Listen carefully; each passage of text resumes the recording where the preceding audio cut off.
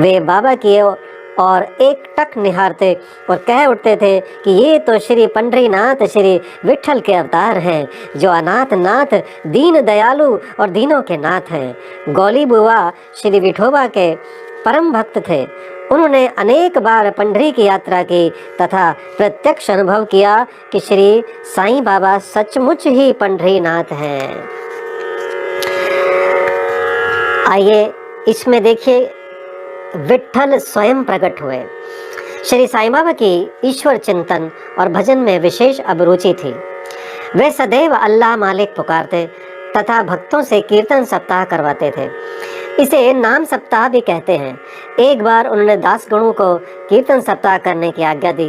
दासगणों ने बाबा से कहा कि आपकी आज्ञा मुझे शिरोधार्य है, परंतु इस बात का आश्वासन मिलना चाहिए कि सप्ताह के अंत में विठल अवश्य प्रकट होंगे। बाबा ने अपना हृदय स्पर्श करते हुए कहा कि विठल अवश्य प्रकट होंगे, परंतु साथ ही भक्तों में श्रद्धा व तीव्र उत्सुकता का होना भी अनिवार्य है। ठाकुरनाथ की डंकपुरी, विठल की पंढरी, रणछोड़ की द्वारका, यही तो है। किसी को दूर जाने की आवश्यकता नहीं है। क्या विठल कहीं बाहर से आएंगे? वे तो यहीं विराजमान है। जब भक्तों में प्रेम और भक्ति का स्रोत प्रवाहित होगा तो विठल स्वयं ही यहाँ प्रकट हो जाएंगे। सप्ताह समाप्त होने के बाद विठल भगवान इस प्रकार प्रकट हुए। काका साहब दीक्षित सदैव की भांति स्नान करने के पश्चात जब ध्यान करने को बैठे तो उन्हें विठल के दर्शन हुए।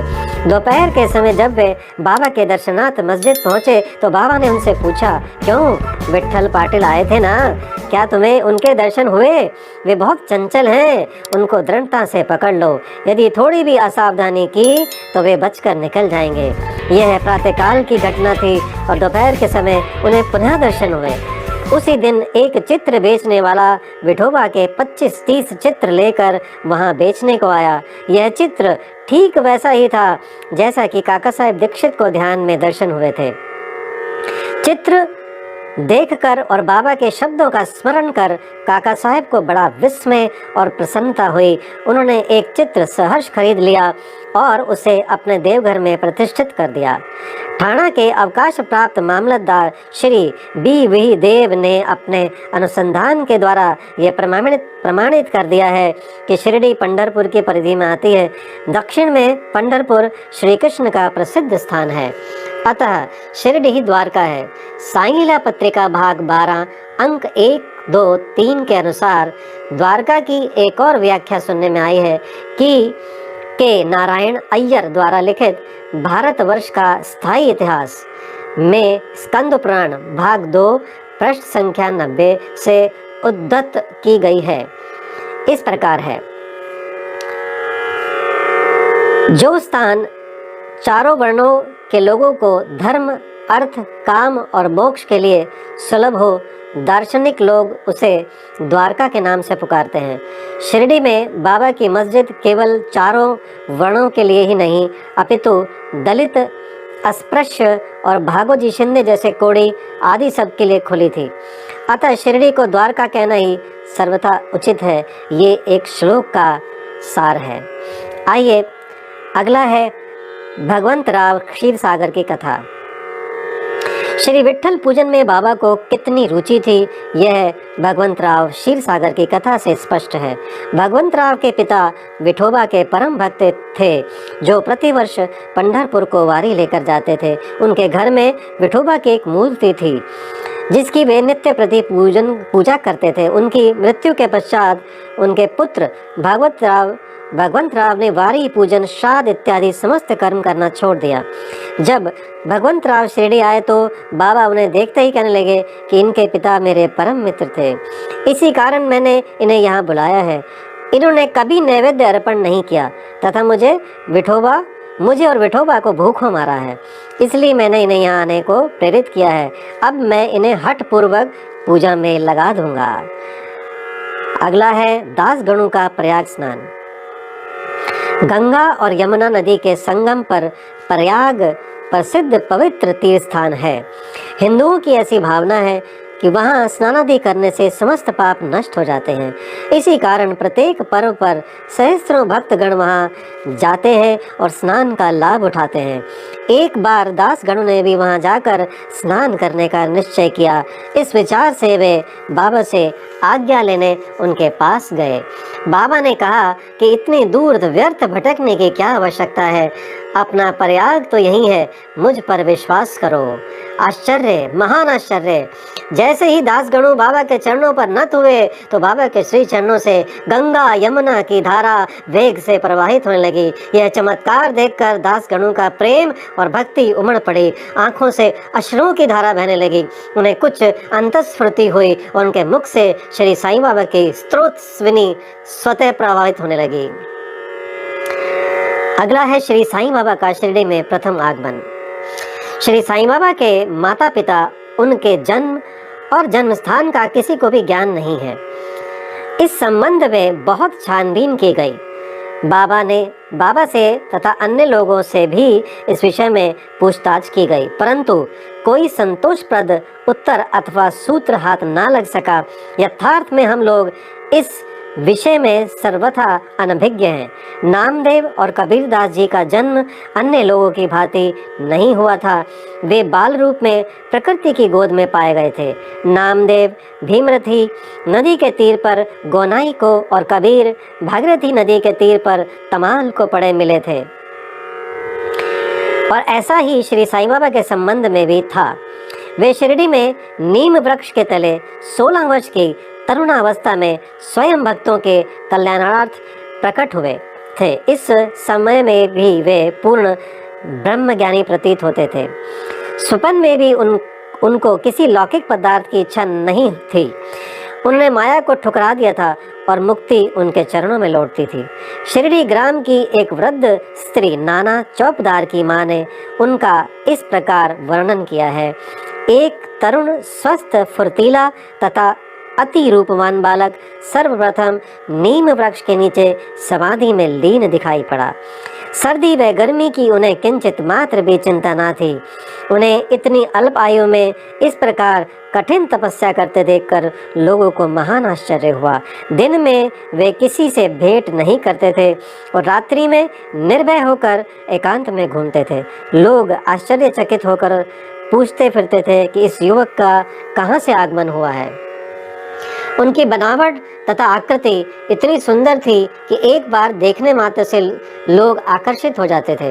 वे सदा नीम वृक्ष के नीचे बैठे रहते थे और किसी के द्वार पर ना जाते थे।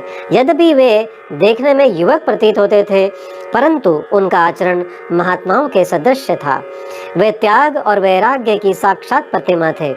एक बार एक आश्चर्यजनक घटना हुई। एक भक्त को भगवान खंडोबा का संचार हुआ। लोगों ने शंका निवारणार्थ उनसे प्रश्न किया कि हे देव, कृपया बतलाइए कि ये किस भाग्यशाली पिता के संतान है और इनका कहाँ से आगमन हुआ है। भगवान खंडोबा ने एक कुदाली मंगवाई और एक निर्दिष्ट स्थान पर खोदने का संकेत किया। जब वह स्थान पूर्ण रूप से खोदा गया तो वहां एक पत्थर के नीचे ईंटें पाई गई। पत्थर को हटाते एक द्वार दिखा जहां 4 दीप जल रहे थे। उन दरवाजों का मार्ग एक गुफा में जाता था जहां गोमुखी आकार की इमारत, लकड़ी के तख्ते, मालाएं आदि दिखाई पड़ी। भगवान खंडोबा कहने लगे कि इस युवक ने इस स्थान पर 12 वर्ष तपस्या की है। तब लोग युवक से प्रश्न करने लगे, परंतु उसने यह कहकर बात टाल दी कि यह मेरे श्री गुरुदेव की पवित्र भूमि है, अतएव मेरा पूज्य स्थान है। तब लोगों ने उस दरवाजे को पूर्ववत बंद कर दिया। जिस प्रकार अश्वत्थ तथा औदुंबर वृक्ष पवित्र माने जाते हैं, उसी प्रकार बाबा ने भी इस नीम वृक्ष को उतना ही पवित्र माना और प्रेम किया। मालसापति तथा शिरडी के अन्य भक्त इस स्थान को बाबा के गुरु का समाधि स्थान मानकर सदैव नमन किया करते थे। अगला है 3 वाड़े। नीम वृक्ष के आसपास की भूमि श्री हरि विनायक साठे ने मोल ले ली और उस स्थान पर एक विशाल भवन का निर्माण किया जिसका नाम साठेवाड़ा रखा गया। बाहर से आने वाले यात्रियों के लिए वह वाड़ा ही एकमात्र विश्राम स्थान था जहाँ सदैव भीड़ रहा करती थी। नीम वृक्ष के नीचे चारों ओर चबूतरा बांधा गया। सीढ़ियों के नीचे दक्षिण की ओर एक छोटा सा मंदिर है जहाँ भक्त लोग चबूतरे के ऊपर उत्तराभिमुख होकर बैठते हैं।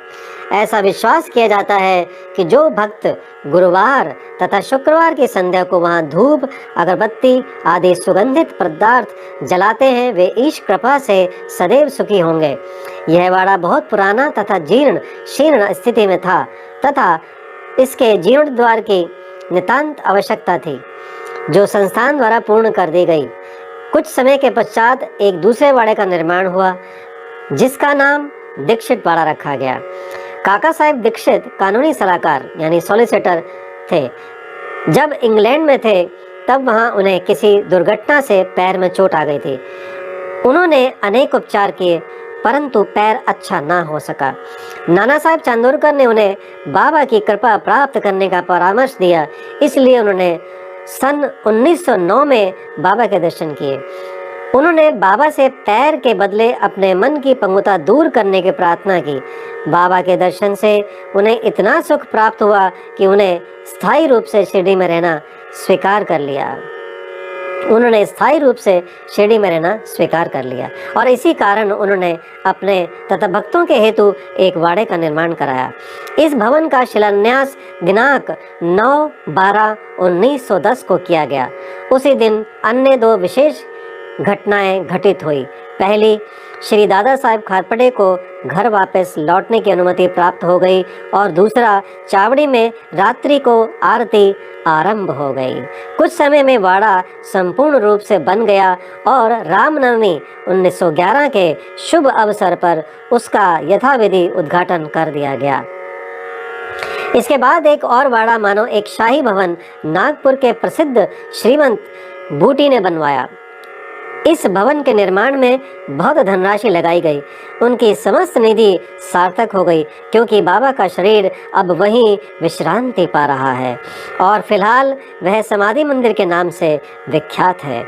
इस मंदिर के स्थान पर पहले एक बगीचा था जिसमें बाबा स्वयं पौधों को सींचते उनकी देखभाल किया करते थे। जहाँ पहले एक छोटी सी कुटी भी नहीं थी वहाँ 3 वाड़ों का निर्माण हो गया। इन सब में साठेवाड़ा पूर्व काल में बहुत ही उपयोगी था। बगीचे की कथा।